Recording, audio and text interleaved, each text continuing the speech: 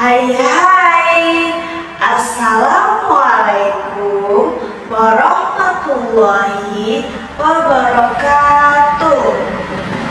Kembali lagi di podcast Tensi, teman sehat dan inspirasi. Bersama dengan saya Saptia Tumilha. Kali ini kita akan ngebahas tentang dunia otot. Kita akan ngebahas apa aja sih jenis-jenis otot yang ada di tubuh kita, dan kita akan ngebahas mekanisme kerja otot tersebut. Dan satu permasalahan umum nih yang sering terjadi pada orang-orang nih. Oh iya, omong-omong, kali ini aku gak bakal bicara dan sharing sendirian aja nih, karena aku ditemani dua bintang tamu kita, yaitu Kak Zara dan Kak Ratna. Hai. Oke, jadi Kak Zara dan Kak Ratna ini adalah salah satu mahasiswa farmasi yang paham betul tentang topik yang akan kita bahas pada hari. Oke, gimana nih? Masih betah nggak kuliah di farmasi? Masih dong, Kak. Apa udah pikiran pindah jurusan nih? Enggak dong. Oke. Di farmasi itu mata kuliah yang kalian sukai apa sih? Jelas banget. Yang pastinya kita suka mata kuliah apakah? Advisman dan fisiologi nih, Kak.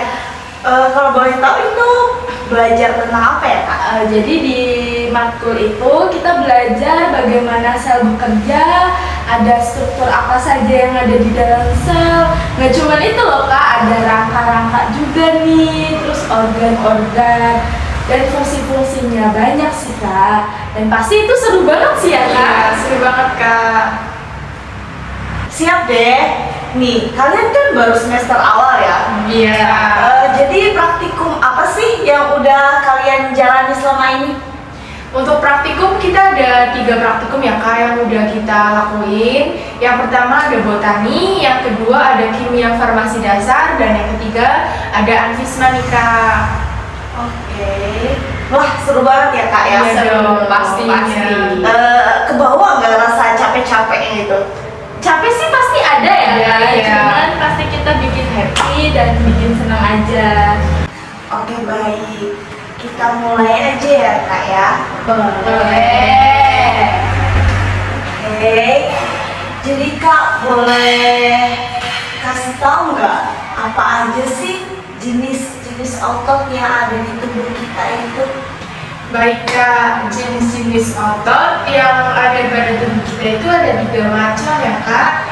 Yang pertama ada otot lurik, yang kedua ada otot polos, dan yang ketiga ada otot jantung, Kak.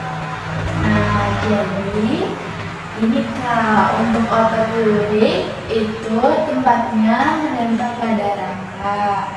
Sedangkan untuk otot polos itu ada pada organ dalam tubuh kita nih, Kak. Contohnya itu kayak lambung, pembuluh darah. Nah, kalau untuk otot jantung itu ada menempel pada jantung. Itu jelas banget sih ya, Kak.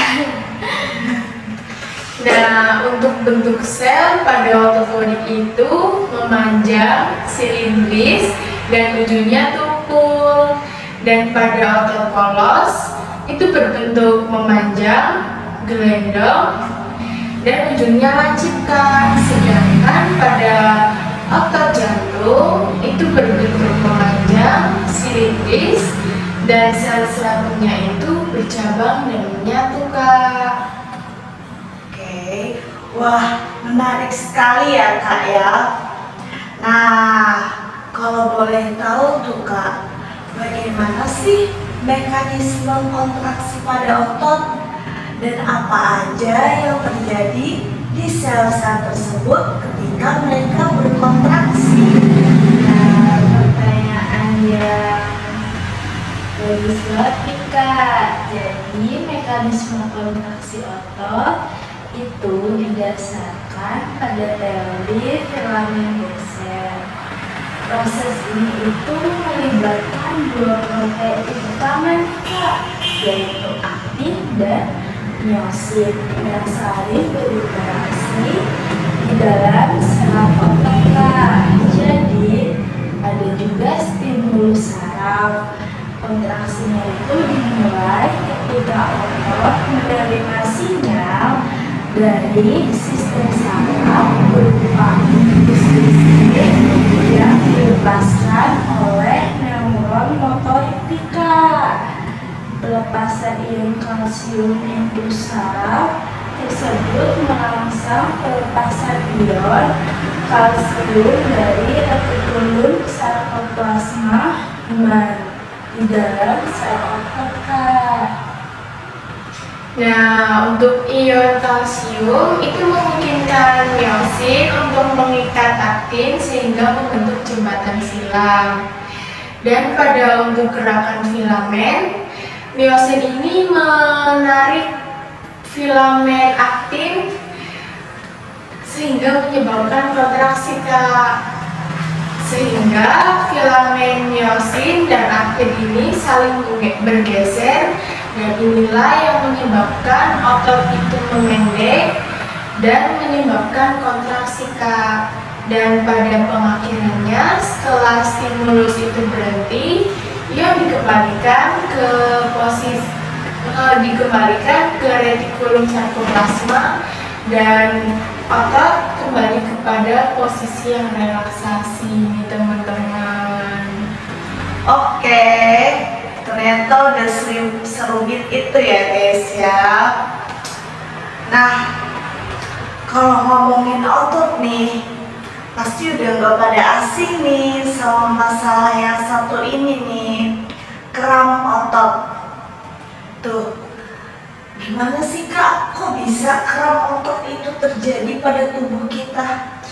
Yang kram otot itu yang pastinya sering terjadi di kita ya Kak, atau di teman-teman juga. Nah, kram otot itu biasanya terjadi karena otot-otot itu berkontraksi sendiri dan itu nggak bisa langsung secara rileks, dan pastinya itu nyeri banget ya Kak.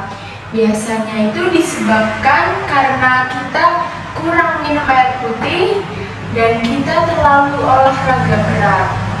Solusinya simpel nih Kak, kita bisa minum banyak air putih dan makan makanan seperti pisang contohnya. Oke, pisang ya. Iya. Pantasan nih atlet-atlet tuh pada suka bawa pisang ya buat cemilan. Oke, nih sebelum kita tutup nih, ada tips nggak Kak buat pendengar kita supaya otot mereka itu tetap sehat? Pasti dong Kak, intinya sih jaga keseimbangan antara olahraga, makanan yang sehat, dan istirahat yang cukup ya guys. Otot itu butuh latihan biar tetap kuat, tapi jangan lupa dikasih waktu buat istirahat juga sih Kak. Kalau bisa tambahkan latihan peregangan atau yoga supaya otot gak tegang terus loh. Oke, siap. Otot sehat, tubuh pun bahagia. Terima kasih nih. Terima kasih banget. 1, 2, 3. Otot sehat. 1, 2, 3. Siap. Otot sehat, tubuh pun bahagia. Terima kasih banget nih. Udah ada yang mau dengerin sampai akhir. Baik, saya tutup. Wassalamualaikum warahmatullahi wabarakatuh.